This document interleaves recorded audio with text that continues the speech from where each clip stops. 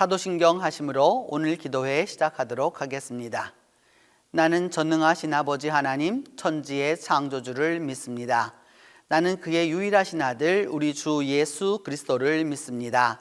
그는 성령으로 잉태되어 동정녀 마리아에게서 나시고 본디오 빌라도에게 고난을 받아 십자가에 못 박혀 죽으시고 장사된 지 사흘 만에 죽은 자 가운데서 다시 살아나셨으며 하늘에 오르시어 전능하신 아버지 하나님 우편에 앉아 계시다가 거기로부터 살아있는 자와 죽은 자를 심판하러 오십니다. 나는 성령을 믿으며 거룩한 공교회와 성도의 교제와 죄를 용서받는 것과 몸의 부활과 영생을 믿습니다.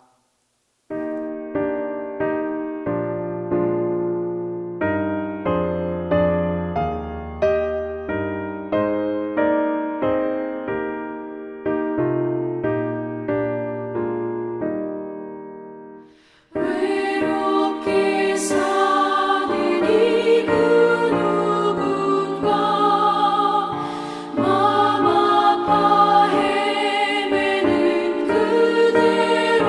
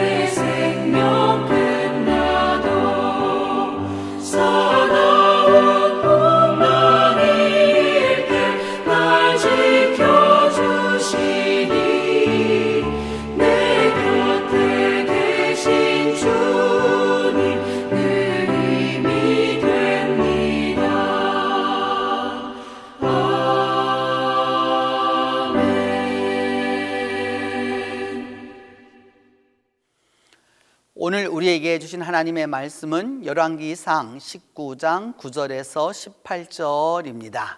구약성경 열왕기상 19장 9절에서 18절입니다.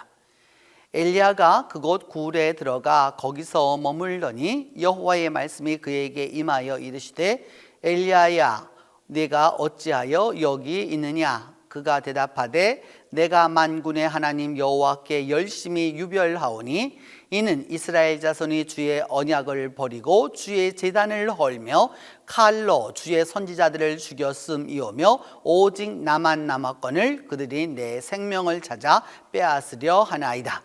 여호와께서 이르시되 너는 나가서 여호와 앞에서 산에 서라 하시더니 여호와께서 지나가시는데 여호와 앞에 크고 강한 바람이 산을 가르고 바위를 부수나 바람 가운데 여호와께서 계시지 아니하며 바람 후에 지진이 있으나 지진 가운데에도 여호와께서 계시지 아니하며 또 지진 후에 불이 있으나 불 가운데에도 여호와께서 계시지 아니하더니 불 후에 세미한 소리가 있는지라.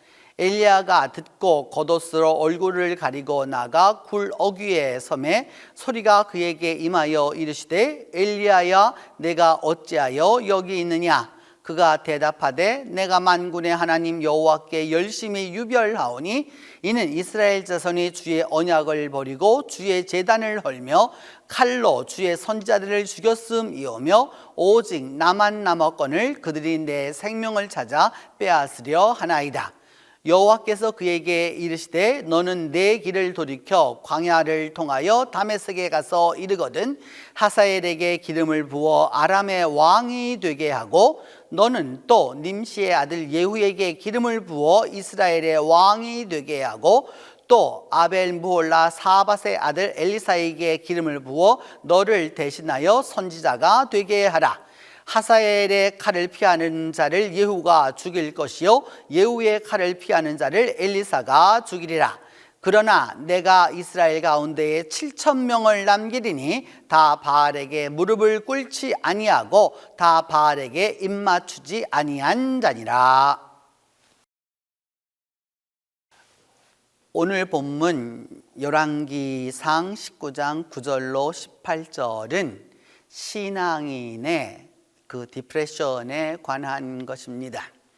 이 디프레션이라고 하는 말은 의기소침 또는 번아웃 또 내지는 우울 또는 또 이렇게 또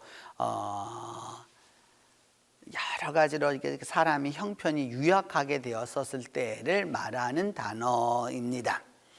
우리는 이제까지 신앙에 있어서 올라가는 것 또 성령과 함께해서 힘을 강하게 하는 것, 그래서 결코 약해지지 않는 것만이 신앙이라고 가르치는 경향이 있었습니다. 그래서 때로 신앙인들이 고민을 하게 되고 걱정을 하게 되고 그러면 믿음이 없는 것처럼 취급했고 또 그렇게 취급하기 때문에 어려움을 당하게 되면은 그것이 그냥 쉬쉬해서 아무도 알지 못하게 하려고 하는 그런 경향을 가지고 있습니다. 특별히 이런 유교 문화가 강한 우리나라 같은 곳에서는 더더군다나 그 외적인 그 사회적 체면이나 채통 이런 것들이 중요하기 때문에 위신 이런 게 중요해서 결국 신앙에서는 그런 약한 모습을 보이지 않으려고 하는 것이죠. 그러나 여러분 우리가 분명히 기억해 두어야 하는 것은 분명코 신앙에도 디프레션이 있습니다. 한마디로 말하면 신앙에도 우울증이 찾아옵니다. 그래서 누구나 다 그런 것이 찾아오는 것이기 때문에 그래서 이 신앙의 갱년기라고 하는 것이 다 누구나 있는 것이라는 걸 인정해야 되는데 그것을 인정하기가 참 쉽지 않은 것이죠. 제가 이제 구체적으로 하나 말씀드릴게요. 미국 교회는 교역자들만 가는 병원이 따로 있습니다. 왜냐하면 교역자들만이 앓는 직업병이 있기 때문이에요. 그런데 그 직업병을 다른 사람들에게 이야기하기 어렵고 이야기해도 또 듣지도 않습니다. 이해하지도 못합니다. 그런데 사람은 병이 납니다. 그래서 미국 교회는 그 교역자들을 전문으로 다루는 교역자 전문 병원이 따로 있습니다. 왜 그럴까요?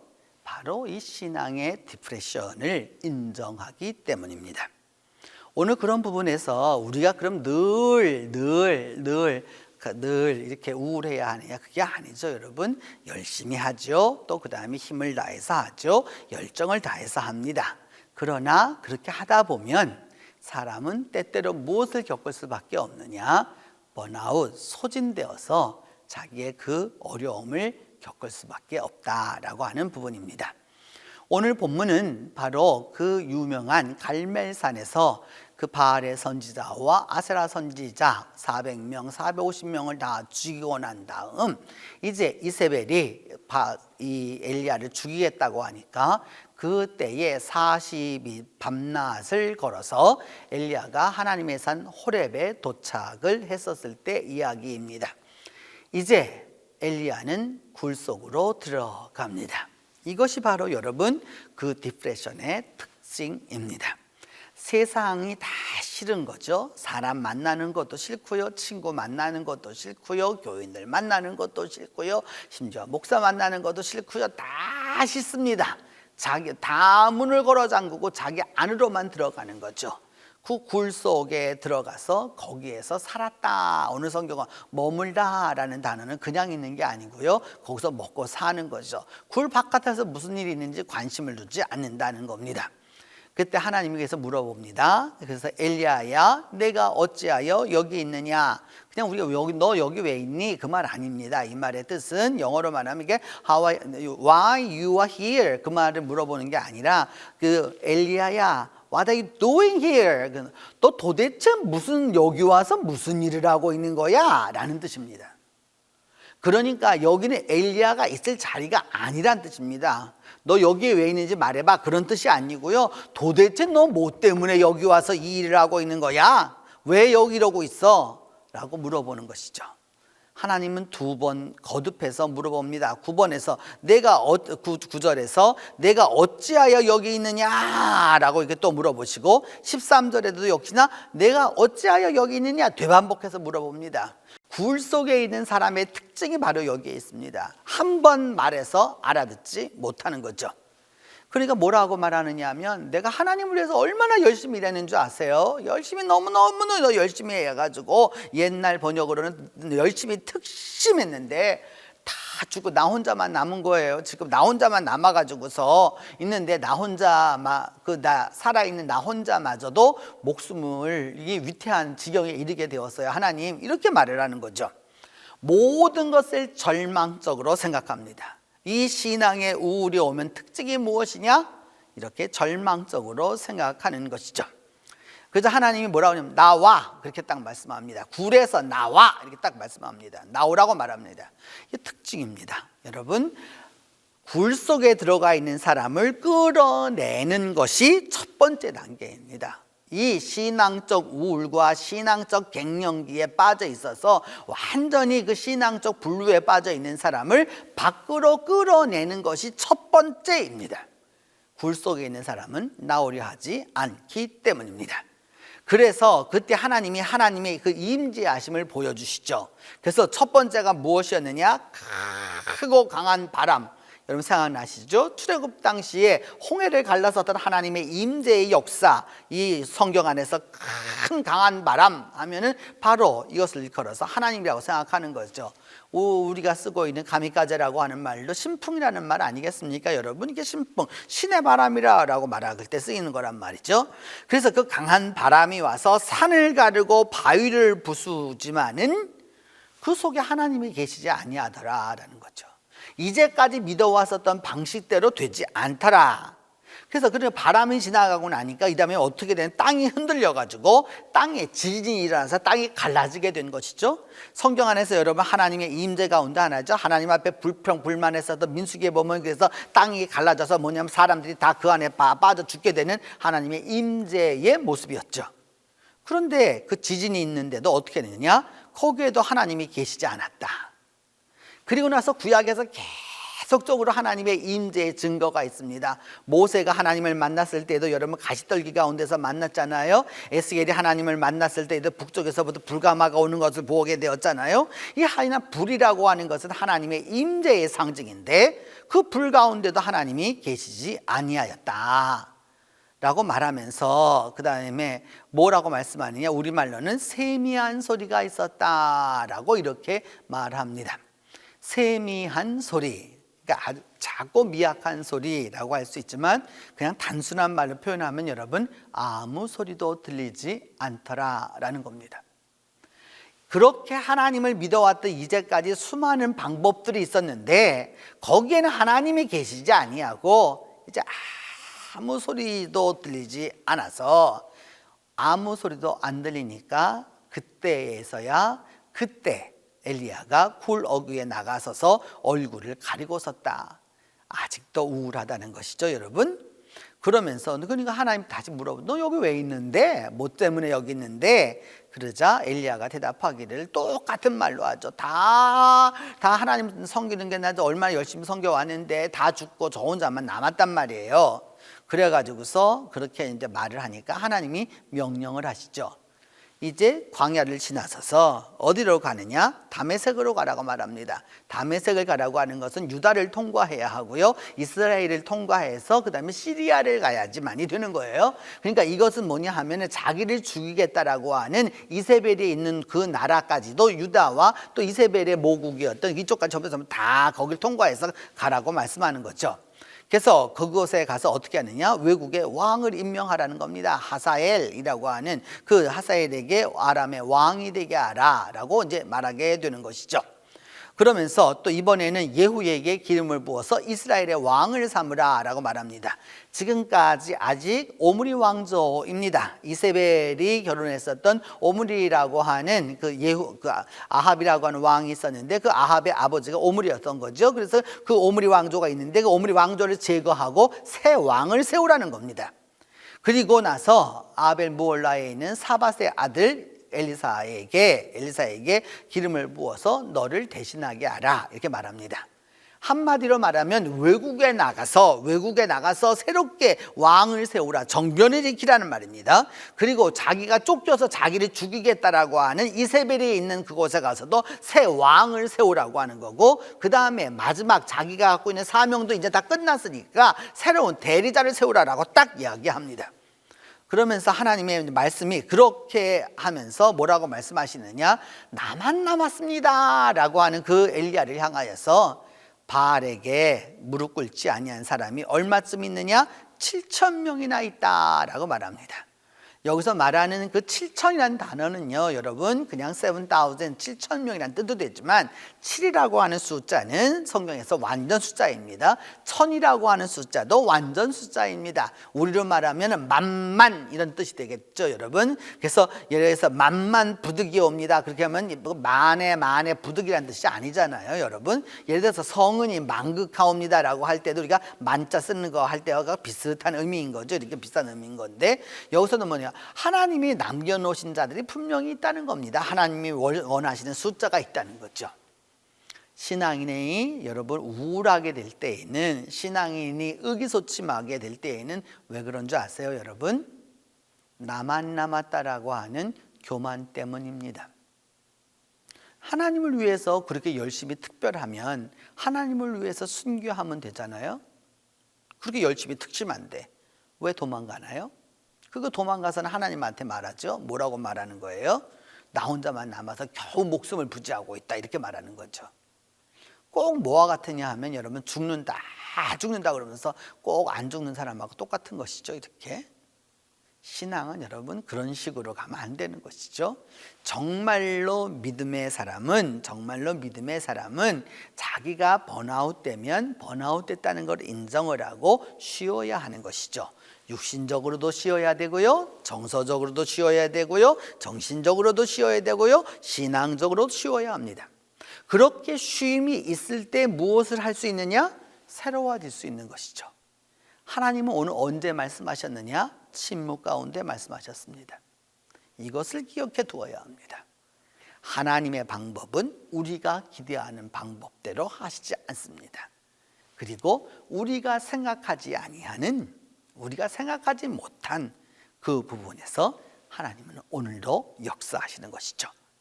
이제 오늘 하루 동안 살아가는 동안에 이 믿음의 우를, 또 믿음의 갱년기를, 또 믿음의 이 번아웃을, 소진을 잘 극복해서 하나님과 함께하는 이 하루가 되기를 바랍니다.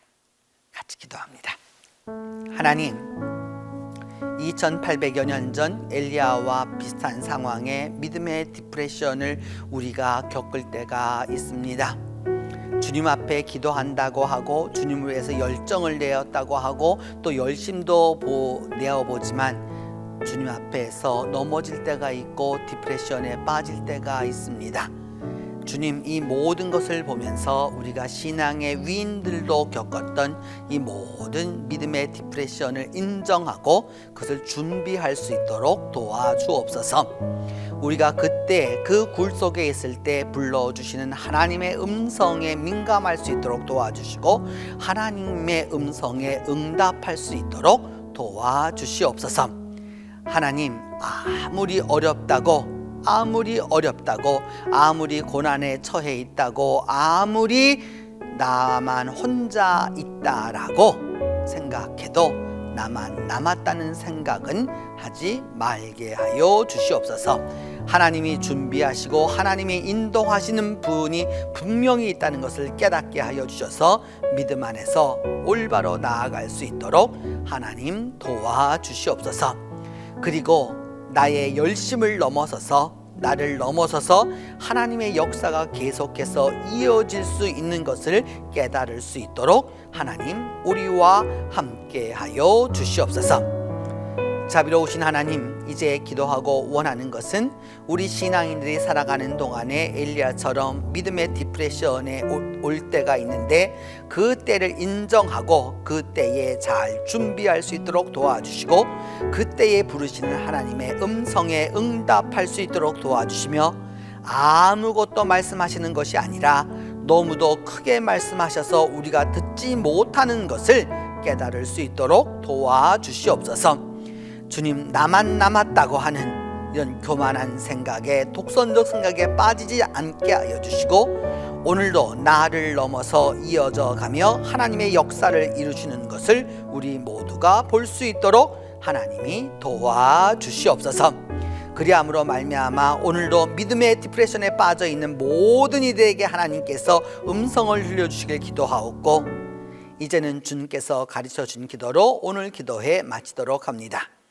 하늘에 계신 우리 아버지, 아버지의 이름을 거룩하게 하시며 아버지의 나라가 오게 하시며 아버지의 뜻이 하늘에서와 같이 땅에서도 이루어지게 하소서. 오늘 우리에게 일용할 양식을 주시고 우리가 우리에게 잘못한 사람을 용서하여 준 것 같이 우리 죄를 용서하여 주시고 우리를 시험에 빠지지 않게 하시고 악에서 구하소서. 나라와 권능과 영광이 영원히 아버지의 것입니다.